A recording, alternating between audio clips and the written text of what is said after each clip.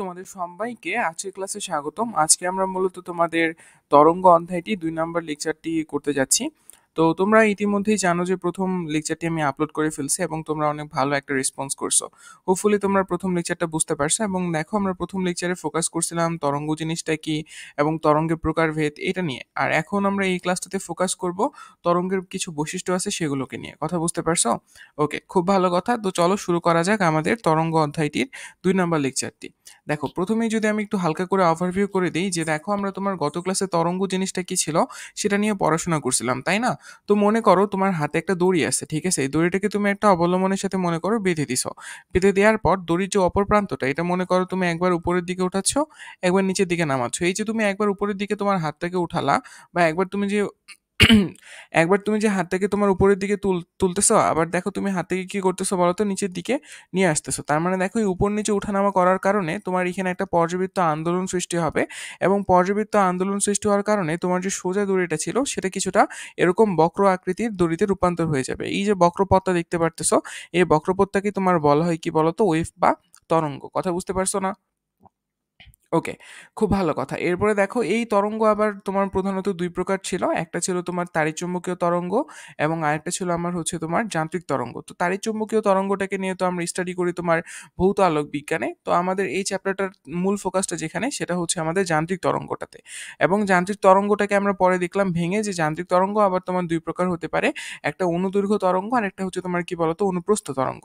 তো উপরে যে চিত্রটা তুমি দেখতে পারতেছো বা উপরে যে তরঙ্গটা দেখতে পারতেছো এটা হচ্ছে তোমার অনুপ্রস্থ তরঙ্গ, যেটা কিনা তোমার মাধ্যমের কণাগুলোর সাথে 90 ডিগ্রি কোণে সামনের দিকে অগ্রসর হয়, ঠিক আছে? তো এটা হচ্ছে আমার অনুপ্রস্থ তরঙ্গ। এটা কি বলতো, উপরেরটা হচ্ছে আমার অনুপ্রস্থ তরঙ্গ এবং নিচের যে তরঙ্গটা দেখতে পারতেছো এটা হচ্ছে আমার অনুদৈর্ঘ্য তরঙ্গ। এবং এই অনুদৈর্ঘ্য তরঙ্গ মাধ্যমের কণাগুলোর সাথে তোমার সমান্তরালে সামনের দিকে অগ্রসর হয়। কথা বুঝতে পারছো? ওকে, খুব ভালো কথা। তাহলে দেখো আমরা কিন্তু মোটামুটি এই জিনিসগুলা পড়ে আসছিলাম আমাদের তোমার এর আগের ক্লাসটাতে। তো চলো আমরা যদি এবার আমাদের আজকের ক্লাসটা শুরু করি, তাহলে দেখো সর্বপ্রথম আমরা যে জিনিসটা নিয়ে স্টাডি করব সেটা হচ্ছে একটা তরঙ্গকে নিয়ে, ঠিক আছে? আমাদের এই ক্লাসটাতে মূল ফোকাস হবে যে একটা তরঙ্গের মধ্যে কি কি পাওয়া যায়, একটা তরঙ্গ থেকে আমি কি কি ডাটা কালেকশন করতে পারবো বা একটা তরঙ্গের বিভিন্ন পয়েন্টের নামগুলো কি কি আর কি। মানে আমরা এখন এখানে তোমার মূলত তরঙ্গকে ফোকাসে রেখে আমরা তরঙ্গের যে প্রপার্টিসগুলো আছে সেগুলো দেখার চেষ্টা করব। কথা বুঝতে পারছো? দেখো, এখানে যদি একটু তুমি চিত্রটা লক্ষ্য করো তাহলেই বুঝতে পারবা। এখানে এটা মূলত তোমার একটা সাইন ওয়েভের গ্রাফ বা এটা একটা তোমার সাইন ওয়েভ বলা হয় এই গ্রাফটাকে, বা তুমি বলতে পারো যে এটা তোমার একটা সাইনের গ্রাফ, সহজ কথা, বা সাইনের ওয়েভ বা সাইনের একটা তরঙ্গ, ঠিক আছে? কেন এটি সাইনের তরঙ্গ বা কেন তোমার সাইনের তরঙ্গগুলো দেখতে এরকম হয় এই জিনিসটা নিয়ে আমি তোমার সাথে একটু পরে কথা বলবো। আপাতত টেনশন নেওয়ার কোনো কিছু নাই। দেখো, এই সাইনের ওয়েভটা একটু চিন্তা করো। এই সাইনের ওয়েভটার মধ্যে এখানে চিন্তা করো, এই যে যেখান থেকে তোমার আসলে এই ওয়েভটা বা তোমার তরঙ্গটা শুরু হয় সেটাকে আমি তোমার মূল বিন্দু বলতে পারি, ঠিক আছে? মূল বিন্দু বলতে পারি। এবং দেখো তোমার এই যে তোমার এই অংশটাকে বলা হয় তোমার তরঙ্গ শীর্ষ। এটাকে কি বলা হয় বলো তো? এই অংশটুকুকে তোমার বলা হয় তরঙ্গ শীর্ষ, ঠিক আছে? এই অংশটুকুকে তোমার বলা হয় তরঙ্গ শীর্ষ। এবং দেখো এই অংশটুকুকে তোমার বলা হয় কি বলতো, তরঙ্গ খাত। এটাকে কি বলা হয় বলতো? তরঙ্গ খাত। তার মানে দেখো তরঙ্গ মূলত কি হয় বলতো, তরঙ্গ মূলত তোমার একটা তরঙ্গ শীর্ষ এবং একটা তরঙ্গ খাত এইভাবে সৃষ্টি করতে করতে একটা তরঙ্গ শীর্ষ, তরঙ্গ খাত, আবারও তরঙ্গ শীর্ষ, আবারও তরঙ্গ খাত, এভাবে তরঙ্গ শীর্ষ এবং তরঙ্গ খাত সৃষ্টি করার মাধ্যমে সামনের দিকে অগ্রসর হয়। কথা বুঝতে পারছো? তরঙ্গ তাহলে কি করে মেইনলি? তরঙ্গ মূলত তোমার একটা তরঙ্গ শীর্ষ এবং একটা তরঙ্গ খাত সৃষ্টি করার মাধ্যমে সামনের দিকে কি হয় বলতো, অগ্রসর হয়, ঠিক আছে? কথা বুঝতে পারছো?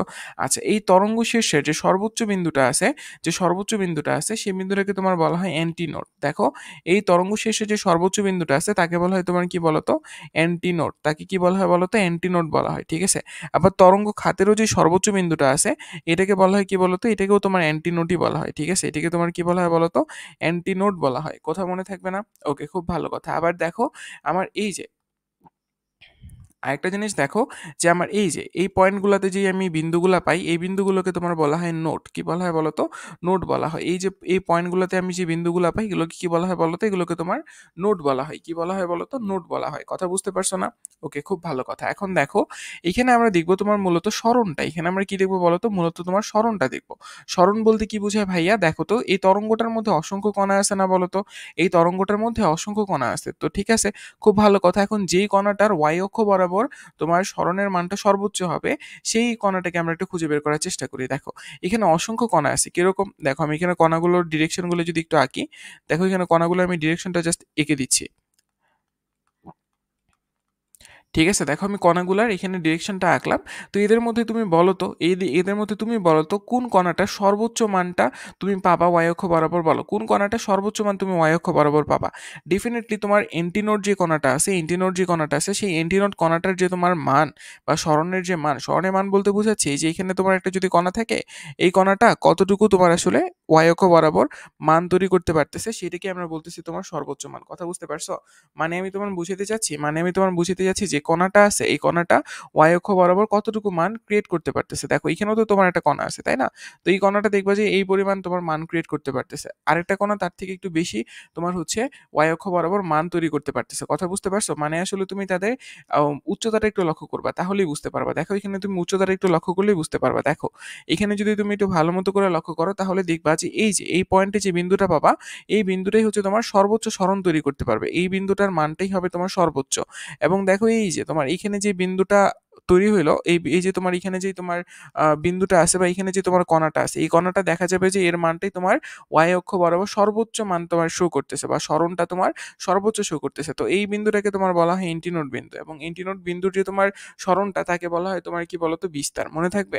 মানে তোমার এন্টিনোড যে বিন্দুটা আছে সেটা তো তোমার সর্বোচ্চ সরণ সৃষ্টি করে, তাই না? তো সর্বোচ্চ সরণ যে বিন্দুটা সৃষ্টি করে এবং সর্বোচ্চ সরণ যে বিন্দুটা সৃষ্টি করে, সেই বিন্দুর যে সরণটা সেটাকে তোমার বলা হয় কি বলতো বিস্তার। তাহলে বিস্তার জিনিসটা কি? বিস্তার জিনিসটা মূলত এক প্রকার সরণই, ঠিক আছে? বিস্তার কিন্তু সরণই, ঠিক আছে? বিস্তার কি বলতো? বিস্তার তোমার সরণই। কিন্তু এখানে একটা জিনিস মাথায় রাখতে হবে যে বিস্তার হচ্ছে তোমার সর্বোচ্চ সরণ। কথা বুঝতে পারছো? এটাকে ইংলিশে তোমার অ্যামপ্লিটিউড বলে, অ্যান্ড অ্যামপ্লিটিউড থেকে এটাকে তোমার এ দিয়ে প্রকাশ করে। কথা বুঝে গেছে? তার মানে দেখো এই যে অ্যান্টিনোড যে আমাদের বিন্দুটা আছে, অ্যান্টিনোড যে বিন্দুটা আছে, এই অ্যান্টিনোড বিন্দুটা ওয়াই অক্ষ বরাবর সর্বোচ্চ যতটুকু সরণ প্রদর্শন করতে পারে, সেটাকে আমরা কি বলি বলতো? বিস্তার বলি। মনে থাকবে না? তার মানে দেখো এই যে তোমার তরঙ্গ খাতের মধ্যে তুমি একটা অ্যান্টিনোড বিন্দু পাবা, তাই না? এখানেও তোমার একটা অ্যান্টিনোড বিন্দু আছে, এবং দেখো অ্যান্টিনোড বিন্দুটা তোমার হচ্ছে এক্স অক্ষ মানে ও তোমার হচ্ছে ওয়াই অক্ষের নেগেটিভ অংশের দিকেও কিন্তু একটা তোমার সরণ তৈরি করতেছে, ঠিক আছে? সরণের মানটা সমান, দিকটা খালি আলাদা হয়ে যাবে। দেখো সরণের মানটা সমান হবে কিন্তু তোমার দিকটা কিন্তু উল্টো হয়ে যাবে। তাহলে বুঝতেই তো পারতেছো যে তুমি তুমি দেখতেছো যে তোমার অ্যান্টিনোড বিন্দুটা তোমার ওয়াই অক্ষ বরাবর ওয়াই অক্ষের ধনাত্মক দিকের সাথে তোমার একটা আহ, সরণ তৈরি করতেছে। আবার দেখো তোমার হচ্ছে তোমার যে তরঙ্গ খাতের যে অ্যান্টিনোড বিন্দুটা আছে, সেই বিন্দুটা আবার ওয়াই অক্ষের নেগেটিভ অংশের সর্বোচ্চ মানকে নিয়ে তোমার হচ্ছে একটা সরণ তৈরি করতেছে, ঠিক আছে? সরণ কিন্তু তোমার উপর নিচে দুই পাশেই হচ্ছে, এবং দুই পাশেই যে তুমি সরণটা যদি মাপো, দেখবা সরণটার মানে তোমার মানটা সেম কিন্তু দিকটা আলাদা, ঠিক আছে? তোমার তরঙ্গটার এই যে তরঙ্গটার যে তোমার সরণগুলোর মান দেখবা তোমার সেম, কিন্তু তোমার ডিরেকশনটা জাস্ট আলাদা। এবং মজার ব্যাপার কি জানো? তোমার এই অ্যান্টিনোড বিন্দুর যে সরণটুকু, এই সরণটুকুকে তুমি মানে সর্বোচ্চ তো বিস্তার বলতে পারতেছি, বা সর্বোচ্চ সরণ যেহেতু বলতেছি, সুতরাং এটাকে আমরা বিস্তার বলতে পারি। এবং একটা তরঙ্গ তার মানে বিস্তারের মধ্য দিয়ে চলাফেরা করে। মানে ব্যাপারটা কিরকম জানো? তুমি যদি এখানে একটা লাইন টানো, তুমি যদি এইভাবে একটা লাইন টানো, তাহলে একটা জিনিস দেখবা, সেটা হচ্ছে তুমি দেখবা যে তোমার তরঙ্গটা ওই লাইনটার ভিতর দিয়েই অগ্রগামী হচ্ছে, ঠিক আছে, বা অগ্রসর হচ্ছে।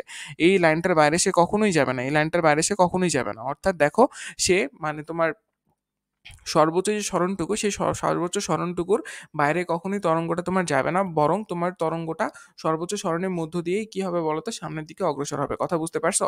আচ্ছা, ওয়াই অক্ষ বরাবর তাহলে যে মানটা পাওয়া যায় তোমার অ্যান্টিনোড বিন্দুটার সরণের, সেই মানটাকে আমরা বলতেছি তোমার বিস্তার, ঠিক আছে? সেটি মানটাকে আমরা বলতেছি তোমার বিস্তার। ওকে, খুব ভালো কথা। দেখো এখান থেকে আমরা বেশ মজার মজার অনেক কিছু শিখলাম, অ্যান্ড এখান থেকে আরো বেশ কিছু আমরা একটু শেখার চেষ্টা করি। দেখো আমি এগুলো একটু মুছে দিচ্ছি। হোপফুলি তুমি অ্যান্টিনোড নোট এই কথাগুলো আপাতত এখন তোমার কাছে ফ্যামিলিয়ার হয়ে যাওয়ার কথা। ওকে, তা চলো আমরা এখানে আরো কয়েকটা একটু জিনিস বোঝার চেষ্টা করি। দেখো তরঙ্গ শীর্ষ, তরঙ্গ খাত, এই জিনিসগুলো থাকুক আপাতত, আমি একটু মুছে দিচ্ছি। হোপফুলি তোমরা তো এই জিনিসটা বুঝতে পারছো, তাই না? ওকে, গ্রেট। দেখো এই জিনিসটা একটু তোমরা নোট করে নিও। আমি এখানে তোমার একটু অন্য জিনিস বুঝাবো, সেটা হচ্ছে একটু এখানে লক্ষ্য করার চেষ্টা করো। আমি তো বুঝলাম যে আমার ওয়াই অক্ষ বরাবর তোমার অ্যান্টিনোড বিন্দুটা যে পরিমাণ সরণ সৃষ্টি করে, সেটাই হচ্ছে আমার কি বলতো বিস্তার, তাই না? এবং বিস্তার দেখো দুই পাশে হইতে পারে, একটা হচ্ছে ওয়াই অক্ষের পজিটিভ দিকে আর একটা হচ্ছে ওয়াই অক্ষের নেগেটিভ দিকে। ওকে, খুব ভালো কথা। এখন এখানে একটা জিনিস চিন্তা করবা, সেটা হচ্ছে তোমার একটা তরঙ্গ শীর্ষ এবং একটা তরঙ্গ খাত, এদের যে দূরত্বটা বা এদের যে ব্যবধানটা, এই ব্যবধানটা যোগ করলে তুমি তরঙ্গ দৈর্ঘ্য পাবা। কি বললাম বলো তো?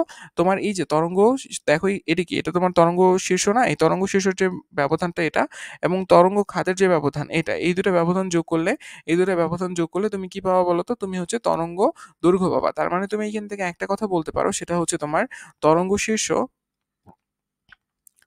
তরঙ্গ শীর্ষ প্লাস তরঙ্গ খাত, তরঙ্গ, দেখো তরঙ্গ শীর্ষ এবং তরঙ্গ খাত এদের যে তোমার ব্যবধানটা আছে এটা যদি যোগ করো তাহলে তুমি কি পাবা বলো তো? তাহলে তুমি তরঙ্গ দৈর্ঘ্য পাবা। তাহলে তুমি কি পাবা বলো তো? তাহলে তুমি তরঙ্গ দৈর্ঘ্য পাবা, তাই না? ওকে, খুব ভালো কথা। তাহলে তুমি তরঙ্গ দৈর্ঘ্য পাবা। আরো তরঙ্গ দৈর্ঘ্যে কিন্তু আরো অনেকগুলা সংজ্ঞা আছে। দেখো আমি তোমাকে তরঙ্গ দৈর্ঘ্যগুলো একটু বোঝানোর চেষ্টা করি। অথবা তুমি চিন্তা করতে পারো, তোমার যে দুইটা পরপর যে দুইটা তুমি সর্বোচ্চ শীর্ষ পাচ্ছ বা তরঙ্গ যে শীর্ষ পাচ্ছ, এই পরপর দুইটা তরঙ্গ শীর্ষের যে মধ্যবর্তী ব্যবধান, এটাকেও তোমার কিন্তু একটা তুমি তরঙ্গ দৈর্ঘ্য সমান বলতে পারবা। মানে আমি তোমাকে যদি এই জিনিসটা একটু দেখায় দিই, তাহলে হবে তোমার এই যে দেখো, এটা হচ্ছে তোমার একটা অ্যান্টিনোড বিন্দু, মানে তরঙ্গ শীর্ষে, এবং আরেকটা অ্যান্টিনোড বিন্দু, এটা মনে করো মানে তার পরের তরঙ্গ শীর্ষে। তো এই দেখো, এই দুইটা তরঙ্গ শীর্ষের যে মধ্যবর্তী ব্যবধানটা, এটাই কিন্তু তোমার কি বলতো? তরঙ্গ দৈর্ঘ্য। কথা বুঝতে পারছো? এবং তরঙ্গ দৈর্ঘ্যকে কিন্তু তোমার ল্যামডা দিয়ে প্রকাশ করে। সেম জিনিসটা তুমি বলতে পারবা দুইটা তরঙ্গ খাতের মধ্যবর্তী যে ব্যবধান, সেটাকেও তুমি তরঙ্গ দৈর্ঘ্য বলতে পারবা। অর্থাৎ দেখো এই যে এই খাত এবং তার পরবর্তী খাত, এদের যে মধ্যবর্তী ব্যবধানটা, এটাও কিন্তু তোমার একটা তরঙ্গ দৈর্ঘ্যের সমান। তার মানে দেখছো, তার মানে তুমি বলতে পারবা পরপর দুটি তরঙ্গ শীর্ষের মধ্যবর্তী ব্যবধান ও তরঙ্গ দৈর্ঘ্য, অথবা তুমি বলতে পারবা পরপর দুটি তরঙ্গ খাতের মধ্যবর্তী ব্যবধান কি বলতো? তোমার তরঙ্গ দৈর্ঘ্য। কথা বুঝে গেছে?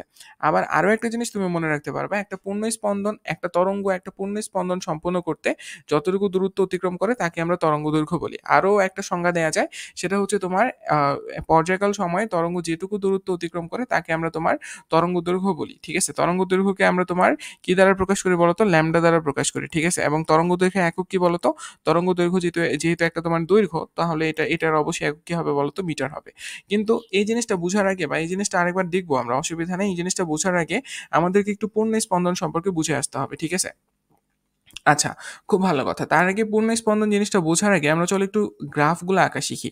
যে সাইনের গ্রাফ জিনিসটা দেখতে কিরকম, কসের গ্রাফ জিনিসটা দেখতে কিরকম। অনেকে আসলে গ্রাফগুলো ঠিকমতো আঁকতে পারে না। আমি তোমাকে গ্রাফগুলো আঁকা শিখাই। দেখো, আমরা প্রথমে যে গ্রাফটা আঁকতে শিখবো সেটা হচ্ছে আমার সাইনের গ্রাফ। ঠিক আছে? যেটাকে আমি তোমার বলি সাইন ওয়েভ। কথা বুঝছো? এটাকে আমি কি বলি বলতো? সাইন ওয়েভ বলি। এখন দেখো, এই সাইনের গ্রাফটা আমরা এখানে আঁকা শিখবো। ঠিক আছে? সাইনের গ্রাফটা এখানে আমরা আঁকা শিখবো। ওকে, খুব ভালো কথা। দেখো, সাইনের গ্রাফটা আঁকা শিখবো। আচ্ছা, সাইনের তোমাকে ৩ টা মান দরকার হবে। সাইনের তোমার মানে সাইনের ওয়েভটা আঁকার জন্য তোমাকে সাইনের ৩ টা মান দরকার হবে। একটা হচ্ছে তোমার sin 0 ডিগ্রি। বলো তো sin 0 ডিগ্রির ভ্যালু কত? sin 0 ডিগ্রি ভ্যালু হচ্ছে তোমার 0। তারপরে sin 90 ডিগ্রি ভ্যালু কত বলো তো? sin 90 ডিগ্রি ভ্যালু হচ্ছে তোমার +1। এবং sin 180 ডিগ্রি ভ্যালু কত বলো তো? sin 180 ডিগ্রি ভ্যালু হচ্ছে তোমার -1। দেখো, sin এর সর্বোচ্চ মান কত? সর্বোচ্চ মান কিন্তু তোমার 1। ঠিক আছে? সর্বোচ্চ মান কত বলো তো? সর্বোচ্চ মান হচ্ছে তোমার 1। তাহলে আমি এখানে তোমার এই ৩ টা বিন্দু চিহ্নিত করতে পারবো। দেখো, এটাকে আমি মূল বিন্দু নাম দিতে পারি, এবং এই যে এটাকে আমি বললাম মনে করো সর্বোচ্চ বিন্দু, যেটা হচ্ছে তো কিনা তোমার +1। এবং দেখো, তুমি সেম ভাবে একটা সর্বনিম্ন বিন্দু পাবা, তাই না? তুমি একটা সর্বনিম্ন বিন্দু পাবা, যে বিন্দুটা কত বলো তো? যে বিন্দুটা হচ্ছে তোমার -1। ঠিক আছে? এটা মনে করো তোমার -1। ওকে, ওকে। তার মানে দেখো, আমার এখানে আমি ৩ টা পয়েন্ট চিহ্নিত করে ফেলছি। y অক্ষ বরাবর ডেফিনিটলি, y অক্ষ বরাবর যেহেতু আমি কোণগুলো ইউজ করতেছি, মানে আমার তরঙ্গটা x অক্ষ বরাবর অগ্রগামী হবে, এবং y অক্ষ বরাবর আমি কোণের মানগুলো ইউজ করব। কথা বুঝছো?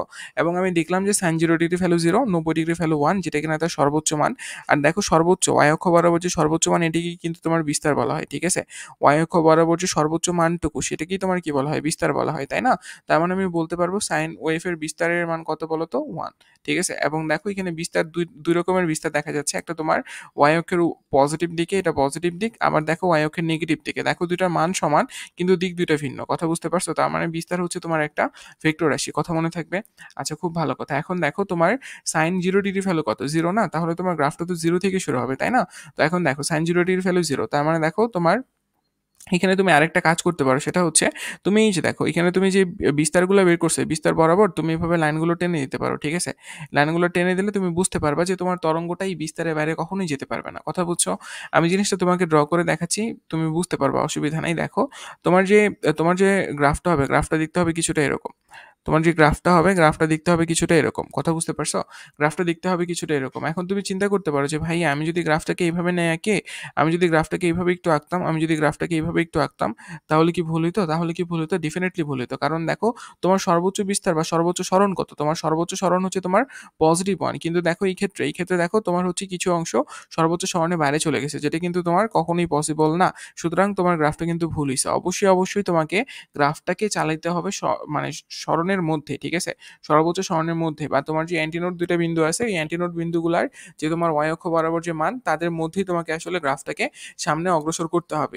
এর বাইরে তুমি যদি অগ্রসর করতে চাও তাহলে কিন্তু পারবা না। কারণ তার লিমিটেশন আছে। তার সর্বোচ্চ মানই হচ্ছে তোমার +1। এর বাইরে সে আসলে যেতে পারবে না। কথা বুঝছো? কথা বুঝছো? এবং দেখো সাইনের গ্রাফটা তোমার শুরু হইছে কোথা থেকে? সাইনের গ্রাফটা তোমার শুরু হইছে 0 থেকে বা মূলবিন্দু থেকে। মনে রাখিও।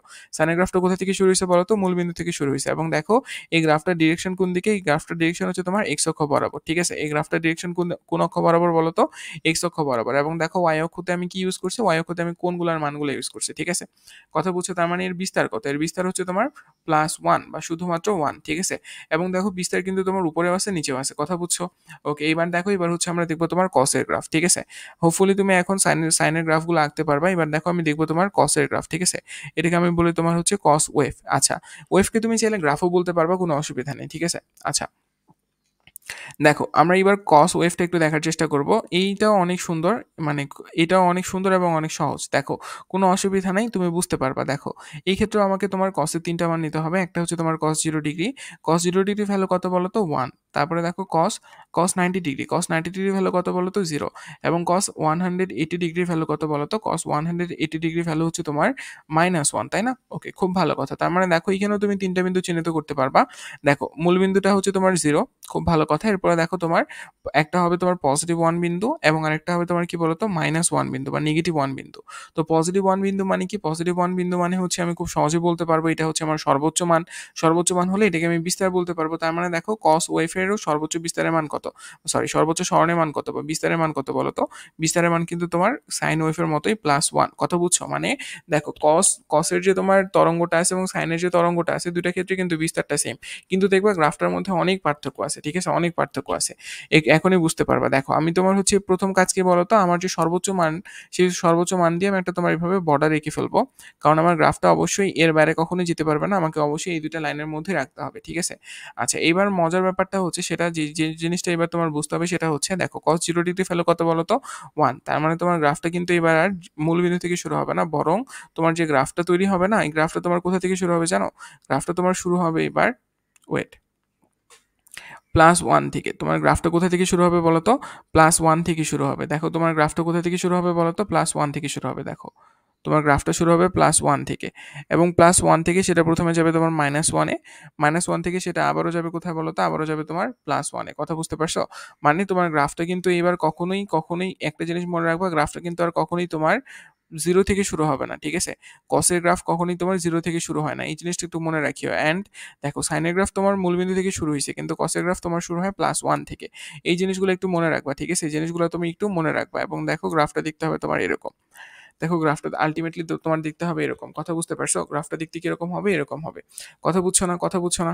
এবং তুমি চাইলে গ্রাফটাকে আরেকটু সুন্দর করে নিচের দিকেও নামায় দিতে পারো। এখানে আসলে বাধা ধরার কোনো নিয়ম নাই। দেখো তোমার গ্রাফটা মূলত দেখতে এরকম হবে, এবং দেখো গ্রাফটা শুরু হইছে 1 থেকে। আর সাইনের গ্রাফটার দিকে তুমি যদি একটু তাকাও, সাইনের গ্রাফটা শুরু হয়েছিল তোমার 0 থেকে। কিন্তু দেখো এই গ্রাফটা তোমার শুরু হইছে কোথা থেকে বলো তো? 1 থেকে। ঠিক আছে? এবং দেখো এরও সর্বোচ্চ অ্যামপ্লিটিউড বা বিস্তারের মান কত? +1। কথা বুঝছো? কথা বুঝছো? এবং দেখো এটার y অক্ষ বরাবর আমি কোণ নিছি, এবং এই গ্রাফটাও কিন্তু তোমার x অক্ষ বরাবর অগ্রগামী। ঠিক আছে? ওকে, এখন তুমি এখন একটা জিনিস আমরা পড়বো, সেটা হচ্ছে তোমার, আমরা যদি কসের গ্রাফটা বা কসের যে তরঙ্গটা, এই তরঙ্গটার সাথে যদি আমি হচ্ছে তোমার সাইনের তরঙ্গটা ওভারল্যাপ করি, তাহলে দেখতে কিরকম হবে? এই যে দেখো, এখানে তোমার ২ ধরনের গ্রাফই ওভারল্যাপ করা হইছে, বা ২ ধরনের গ্রাফই তোমার এখানে নিয়ে আসা হইছে। দেখো উপরের যে গ্রাফটা দেখতে পারতেছো রেড কালারের গ্রাফটা, সেটা হচ্ছে তোমার মূলত সাইনের গ্রাফ। কিভাবে বুঝলাম? কারণ দেখো গ্রাফটা স্টার্টিং পয়েন্ট কোথা থেকে? মূলবিন্দু থেকে। দেখছো? এই যে গ্রাফটা আছে না, যেটার উপরে আমি তোমার ব্ল্যাক কালার করলাম, এই গ্রাফটা কিন্তু তোমার সাইনের গ্রাফ। কিসের গ্রাফ বলো তো? সাইনের গ্রাফ। কারণ এটা শুরু হয়েছে কোথা থেকে? 0 থেকে। এবং দেখো ব্লু কালারের যে গ্রাফটা আছে, বা ব্লু কালারের যে তোমার রেখাটা আছে, যার উপরে আমি তোমার রেড কালারের একটা অ্যানোটেশন করতেছি। এই দেখো এই যে তোমার ব্লু কালারের যে গ্রাফটা আছে, এই গ্রাফটাকে আমি বলতে পারবো কি বলতো কসের গ্রাফ, বা এটাকে তুমি বলতে পারবা, এটাকে তুমি বলতে পারবা কি বলতো, এটাকে তুমি বলতে পারবা এটা হচ্ছে তোমার কস আলফার গ্রাফ, ঠিক আছে, বা কস থিটার গ্রাফ। ওকে, অ্যান্ড দেখো গ্রাফ বলতে পারো বা ওয়েভ বলতে পারো, তোমার ইচ্ছা আর কি। এবং দেখো এই জিনিসটা কিন্তু আমাদেরকে পড়তে হবে বা বুঝতে হবে, দেখছো? তার মানে সাইন ওয়েভ এবং কস ওয়েভকে যদি আমরা ওভারল্যাপ করি, জিনিসটা দেখতে লাগবে কিছুটা এরকম। কথা বুঝছো না? কথা বুঝছো না? এবং এখান থেকে আমাদেরকে যে জিনিসটা মনে রাখতে হবে সেটা হচ্ছে আমার সাইনের গ্রাফটা শুরু হবে কোথা থেকে বলো তো? সাইনের গ্রাফটা শুরু হবে আমার মূল বিন্দু থেকে, ঠিক আছে? সাইনের গ্রাফটা আমার শুরু হবে কোথা থেকে বলো তো? মূল বিন্দু থেকে, ঠিক আছে? সাইনের গ্রাফটা কোথা থেকে? মূল বিন্দু থেকে। এবং দেখো কসের গ্রাফটা শুরু হবে কোথা থেকে বলো তো? তোমার 1 থেকে, ঠিক আছে? 1 থেকে। দেখো একটু ভালো মতো করে মাথায় রাখবা, মূল বিন্দু বা এটাকে তুমি 0 বলতে পারবা। ওকে, এবং দেখো দুইটা গ্রাফের ক্ষেত্রে আমরা যে জিনিসটা কমন দেখতেছি সেটা হচ্ছে এদের যে অ্যামপ্লিটিউড সেটার মান। দেখো এদের অ্যামপ্লিটিউডের মান কত বলো তো? +1, ঠিক আছে? +1 বা +-1 এর মধ্যে, বা তুমি এইভাবে লিখতে পারো, যেহেতু অ্যামপ্লিটিউড, যেহেতু আমি শুধুমাত্র মানটা বিবেচনা করতেছি, যার কারণে আমি এখানে তোমার প্লাস মাইনাস যেটাই হোক না কেন আমি এইভাবে তোমার একটা পরমাণের মধ্যে দিচ্ছি, যার কারণে আমি তোমার মানটা কি পাবো বলো তো? +1 পাবো, ঠিক আছে? এটা কেবলমাত্র মান নির্দেশ করতেছে। দিক কিন্তু তোমার দুই দিকেই হইতে পারে, একটা হচ্ছে তোমার উপরের দিকে, একটা তোমার নিচের দিকে, অর্থাৎ পজিটিভ দিকে আবার নেগেটিভ দিকে। কথা বুঝতে পারছো না? কথা বুঝতে পারছো না? ওকে, খুব ভালো কথা। এবার দেখো যে জিনিসটা নিয়ে আমরা পড়াশোনা করবো সেটা হচ্ছে আমার পূর্ণ স্পন্দন। কি কি বলতো? পূর্ণ স্পন্দন, ঠিক আছে? ওকে, এখন আমরা মূলত যে জিনিসটা পড়বো সেটা হচ্ছে আমার পূর্ণ স্পন্দন। আচ্ছা ভাইয়া, পূর্ণ স্পন্দন জিনিসটা কি?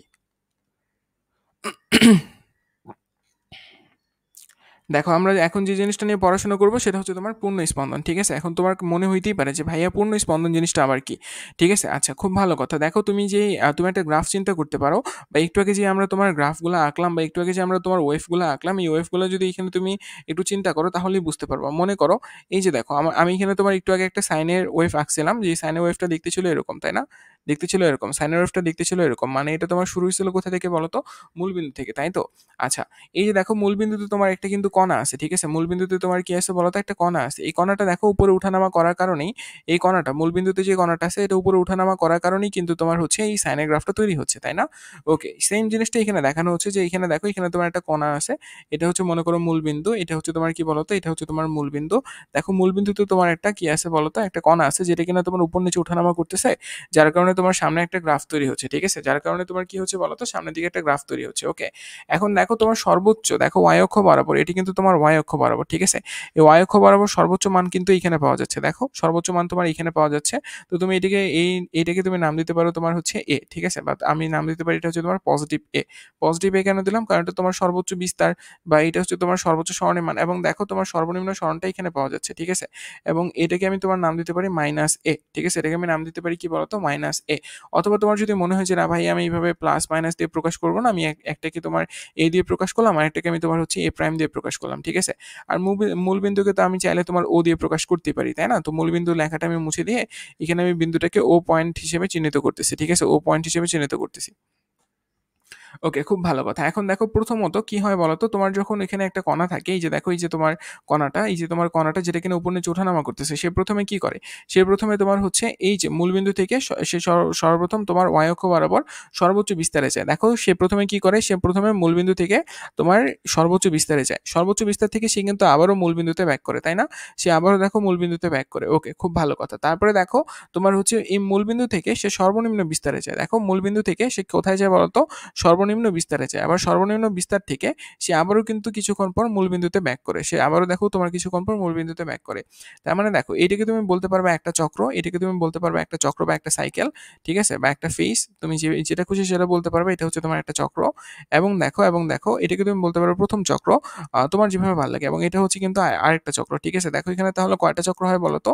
এটাও কিন্তু তোমার একটা চক্র, ঠিক আছে? এখানে তোমার চক্র কয়টা হয়? এখানে চক্র হয় দুইটা, ঠিক আছে? এখানে চক্র হয় কয়টা বলো তো? দুইটা। এই দুইটা চক্র সম্পূর্ণ মানে এই দুটা চক্র সম্পূর্ণটা মানে সম্পূর্ণ হওয়াটাকেই তোমার পূর্ণ স্পন্দন বলে, ঠিক আছে? মানে তোমার যে বিন্দুতে শুরু হবে, যে বিন্দুতে তোমার যাত্রা শুরু হবে, সেই বিন্দুতে তোমার ফেরত আসবে, আশাটাকেই তোমার বলতেছে পূর্ণ স্পন্দন। বুঝতে পারছো? এই দুটা চক্র সম্পূর্ণ করতে করতে পারলেই তুমি বলতে পারবা যে তোমার এখানে একটা পূর্ণ স্পন্দন হয়েছে। কি হয়েছে বলো তো? একটা তোমার পূর্ণ স্পন্দন হয়েছে, ঠিক আছে? এখানে তোমার কি হয়েছে বলো তো? একটা পূর্ণ স্পন্দন হয়েছে, ঠিক আছে? একটা পূর্ণ স্পন্দন হয়েছে। তার মানে দেখো তুমি যে বিন্দু থেকে শুরু করবা আবারও তোমাকে আলটিমেটলি সেই বিন্দুতে ব্যাক আসতে হবে।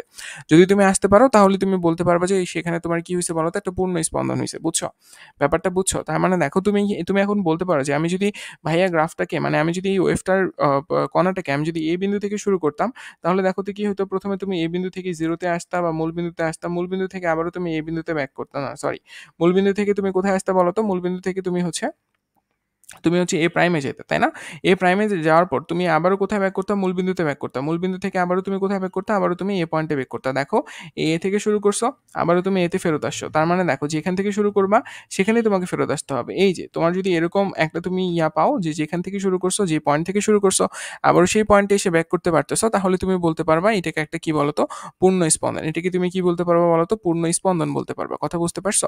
এটাকে কি বলতে পারবা বলতো? পূর্ণ স্পন্দন বলতে পারবা। এবং এই যে পূর্ণ স্পন্দনের যে মানটুকু, এই যে পূর্ণ স্পন্দনের মানটুকু আমি তোমাকে একটু এঁকে দেখাই, তাহলে বুঝতে পারবা। দেখো এই যে পূর্ণ স্পন্দনের মানটুকু, এই যে দেখো তোমার প্লাস এ থেকে মাইনাস এ পর্যন্ত, বা তোমার এ থেকে এ প্রাইমের পর্যন্ত, এই যে এইখানে যে তুমি মানটুকু দেখতে পারতেছো, এই মানটুকুকেও কিন্তু তোমার ল্যামডা বা তোমার হচ্ছে তরঙ্গ দৈর্ঘ্য বলা হয়। ঠিক আছে? এই মানটুকুকে তোমার কি বলা হয় বলতো?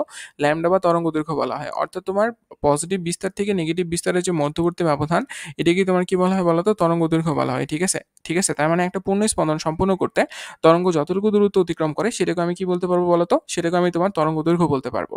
আচ্ছা, খুব ভালো কথা। তার মানে আমরা দেখো পূর্ণ স্পন্দন ব্যাপারটা বুঝছি।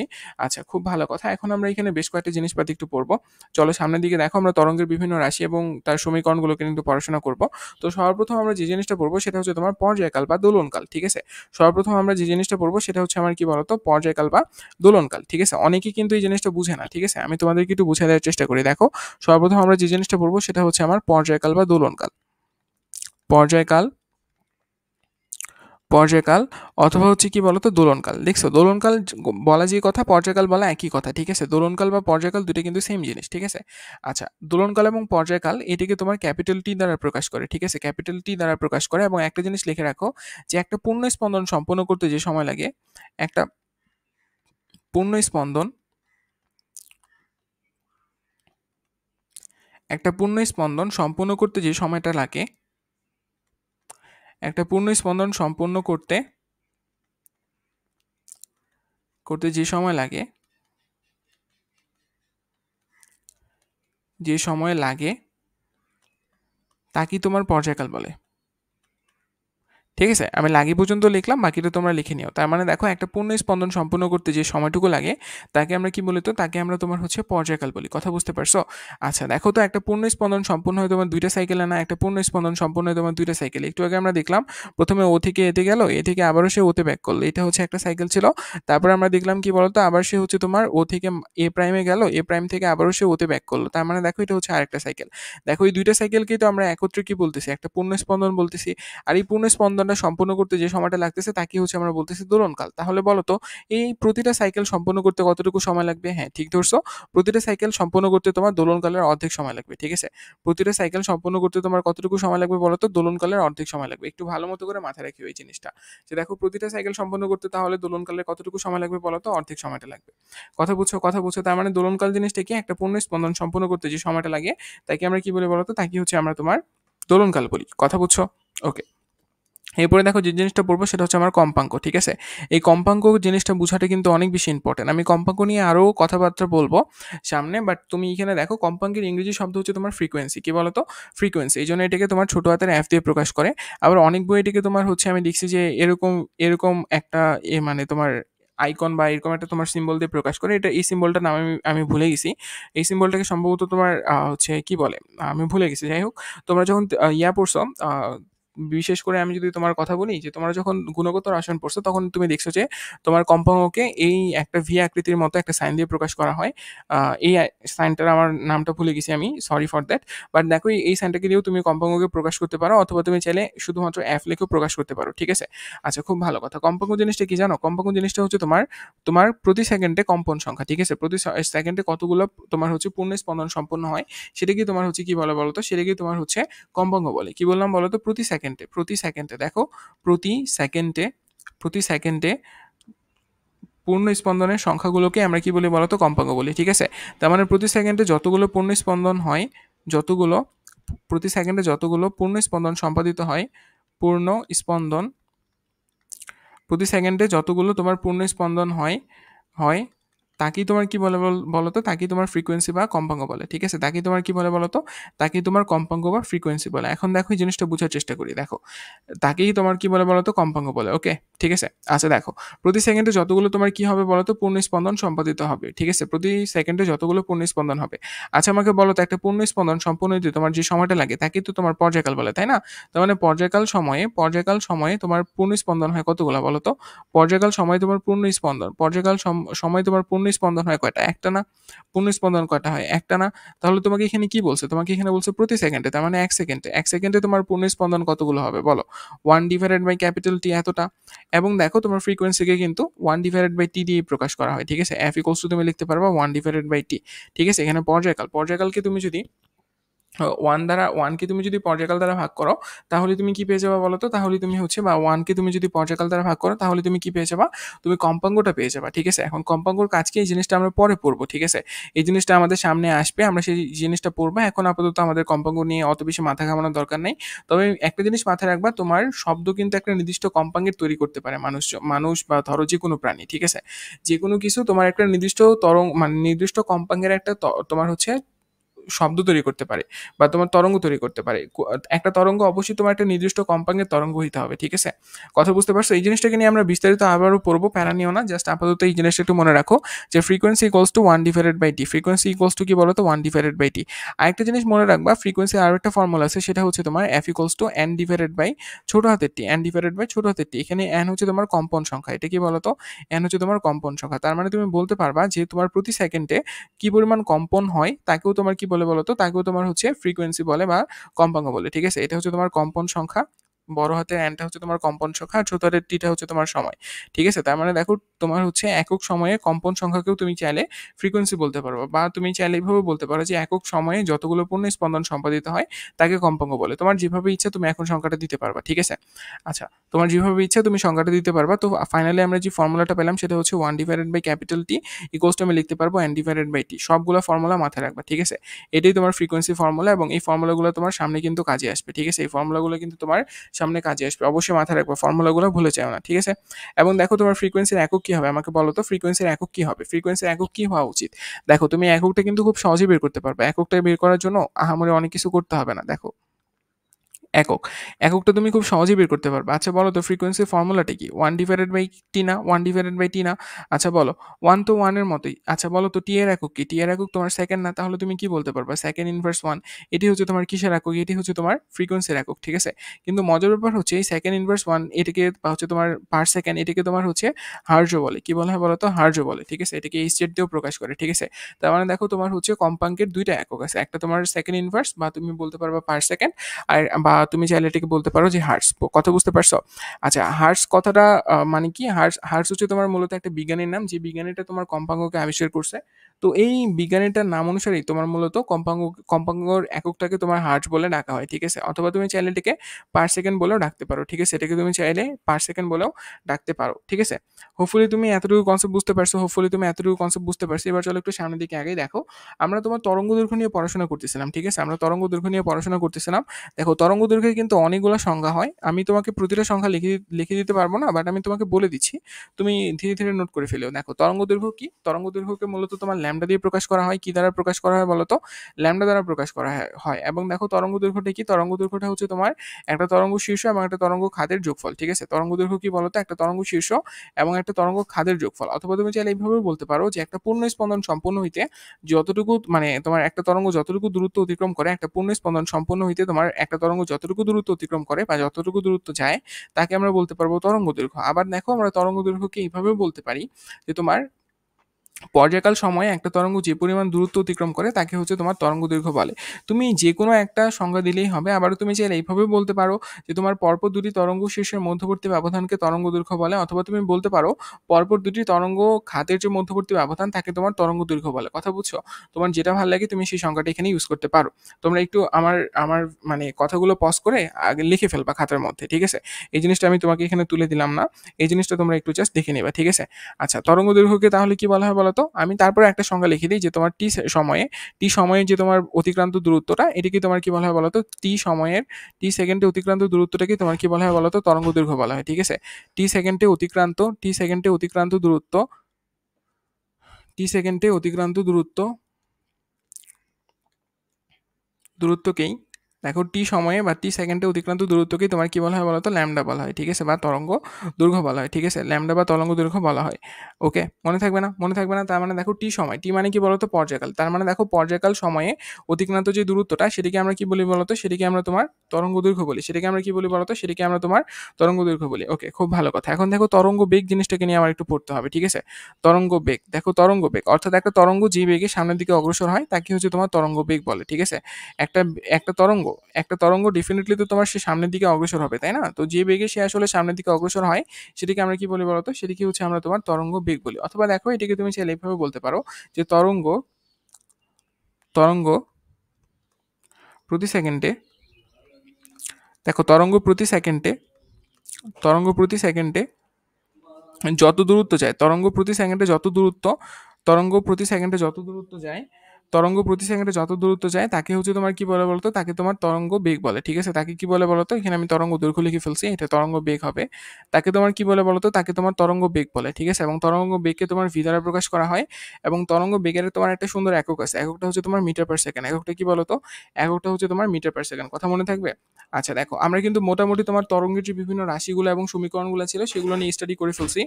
এবং দেখো আমরা তরঙ্গের বিভিন্ন রাশির মধ্যে দেখো আমরা তোমার তরঙ্গ দৈর্ঘ্য, তরঙ্গ বেগ, তারপরে দেখো আমরা তোমার কম্পাঙ্ক, তারপরে দেখো আমরা হচ্ছে তোমার পর্যায়কাল বা দোলনকাল, এই জিনিসগুলো নিয়ে পড়াশোনা করছি, ঠিক আছে। এবং দেখো পূর্ণ স্পন্দন জিনিসটা কি, তারপরে দেখো তোমার আমরা কিন্তু পড়ছি সাইনোগ্রাফ কিভাবে আঁকতে হয়, কসোগ্রাফ কিভাবে আঁকতে হয়। অ্যান্ড দেখো ডেফিনেটলি আমরা কিন্তু তোমার তরঙ্গের যে ব্যাপার স্যাপারগুলো ছিল সেগুলো সবগুলোই আলহামদুলিল্লাহ কভার করে ফেলছি। হোপফুলি তোমার কোনো প্যারা হবে না, বাট আমি তোমার সামনে জিনিসগুলোকে আরও দেখাই দিব, প্যারা নাই। আমি জিনিসগুলোকে তোমার আরও সামনে ব্যাখ্যা করবো, কোনো অসুবিধা নেই। বাট দেখো তরঙ্গের যে তোমার প্রপার্টিসগুলো সেগুলো মোটামুটি হয়ে গেছে। এদের মধ্যে যে জিনিসটা বাকি থাকে সেটা হচ্ছে তোমার দশা। কি বাকি থাকে জানো? এদের মধ্যে যে জিনিসটা বাকি থাকে সেটা হচ্ছে তোমার দশা। এখন দশা জিনিসটার ইংরেজি শব্দ হচ্ছে তোমার ফেস। এই ফেসের সাথে তোমার তরঙ্গের কি সম্পর্ক সেটা একটু আমরা দেখার চেষ্টা করবো, ঠিক আছে। তার আগে দশা জিনিসটাকে এটা একটু বলে রাখি, দেখো তার আগে দশা জিনিসটাকে এটা একটু বলে রাখি। আচ্ছা দশা কাকে বলে আমরা আমরা এখানে আবারও আসবো, কোনো অসুবিধা নেই। আমরা কিন্তু এই অংশটার মধ্যে আবারও আসবো, অ্যানিমেশনটার মধ্যে। তো এখানে সবার আগে লেখো দশা। দশা জিনিসটা কি সেটা সবার আগে আমাদের বোঝা উচিত, ঠিক আছে। দশা হচ্ছে তোমার তরঙ্গের উপরে, তরঙ্গ উপরিস্থিত তরঙ্গ উপরিস্থিত তরঙ্গ উপরিস্থিত কোনো কণার কোনো কণার যে কোনো মুহূর্তের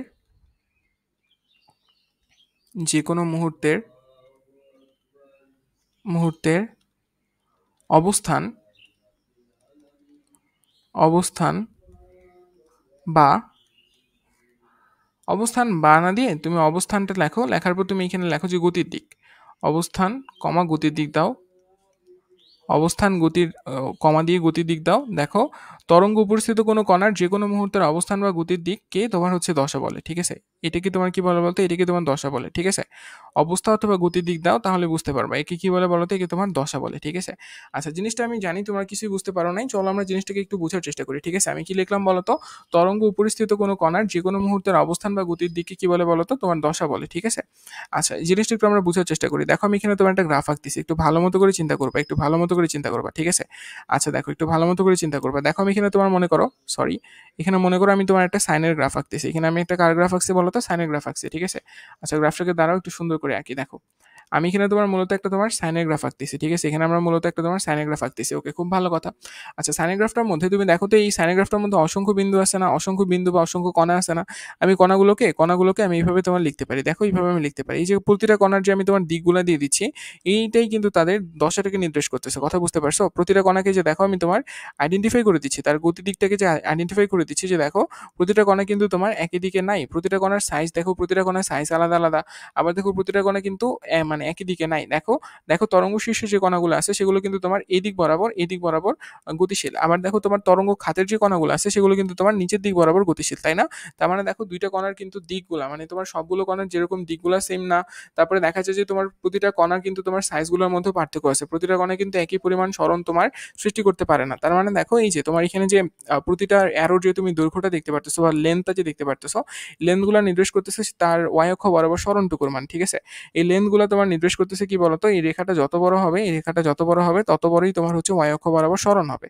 ঠিক আছে? এবং সর্বোচ্চ যেই তোমার রেখাটা তৈরি হইতে পারে সেটাকে আমরা বলি তোমার অ্যান্টিনোড বিন্দু, এবং এই অ্যান্টিনোড বিন্দুটা y অক্ষ বরাবর যে মানটুকু তোমার তৈরি করে সেটাকে আমরা বলি তোমার বিস্তার, তাই না? ওকে, এই জিনিসগুলো কিন্তু আমরা পড়ে আসি। তার মানে দেখো দশা জিনিসটা কি, তোমার কোনো একটা মুহূর্তে বা যেকোনো একটা সময়ের তোমার হচ্ছে কোনো একটা কণার অবস্থান বা গতির দিককে আমরা কি বলতে পারি বলতো, দশা বলতে পারি। যেরকম সাপোজ আমি তোমার এখানে একটা কণার আমি মুছে ফেলতেছি, এখানে আমি একটা তোমার কণাকে আমি তোমার হচ্ছে হলুদ কালার দিয়ে রিপ্রেজেন্ট করলাম। দেখো এই যে হলুদ কালারের কণাটা, এই হলুদ কালারের কণাটার বর্তমানে যে অবস্থানটা এবং বর্তমানে যে গতির দিকটা, এই গতির দিকটাকে তুমি বলতে পারবা দশা। ঠিক আছে, বুঝতে পারছো? মানে এই যে এর দশা নিচের দিকে, দেখো এই আমি বেগুনি কালার করে দিলাম, এই বেগুনি কালার কণাটার দশাটা কোথায় বলতো, নিচের দিকে। ঠিক আছে, দশাটা নিচের দিকে। এবং দেখো এই বেগুনি কালার কণাটা তোমার y অক্ষ বরাবর কতটুকু সরণ সৃষ্টি করছে এটাও কিন্তু তুমি চাইলে বের করতে পারবা। তো এই জিনিসগুলোকে আসলে তোমার কি বলা হয় বলো তো, দশা বলা হয়। ঠিক আছে, এই জিনিসটাকে তোমার কি বলা হয় বলো তো, দশা বলা হয়। এখন তোমার দশা হইতে পারে দুই প্রকারের, একটা সমদশা আর একটা তোমার বিপরীত দশা। চলো আমরা সমদশা এবং বিপরীত দশাটা পড়বো, তার আগে আমরা আরেকটা জিনিস পড়বো, সেটা হচ্ছে তোমার আদি দশা জিনিসটা কি। ঠিক আছে, এখানে তোমাকে আদি দশা জিনিসটা সম্পর্কে একটু পড়তে হবে। ঠিক আছে, আদি দশা জিনিসটা কি এটা একটু বোঝার চেষ্টা করি। চলো আদি দশা, ঠিক আছে, আদি দশা, আদি দশা, আদি দশা জিনিসটা কি এটা কিন্তু আমাদেরকে জানতে হবে। ঠিক আছে, আদি দশা জিনিসটাও কিন্তু বেশ গুরুত্বপূর্ণ। আদি দশা মানে কি জানো? আদি দশা মানে হচ্ছে তোমার শূন্য সময়ের দশা। সরি, এখানে লেখো শূন্য সময়ের দশাকেই তোমার আদি দশা বলে। শূন্য সময়ের, শূন্য সময়ের দশা, দশা কি শূন্য সময়ের দশাকেই তোমার কি বলে বলতো, শূন্য দশমের দশাকে তোমার আদি দশা বলে। ঠিক আছে, শূন্য সময়ে যে পরিমাণ দশা সৃষ্টি হয় তাকে আমরা কি বলে বলতো, তাকে হচ্ছে আমরা তোমার আদি দশা বলি।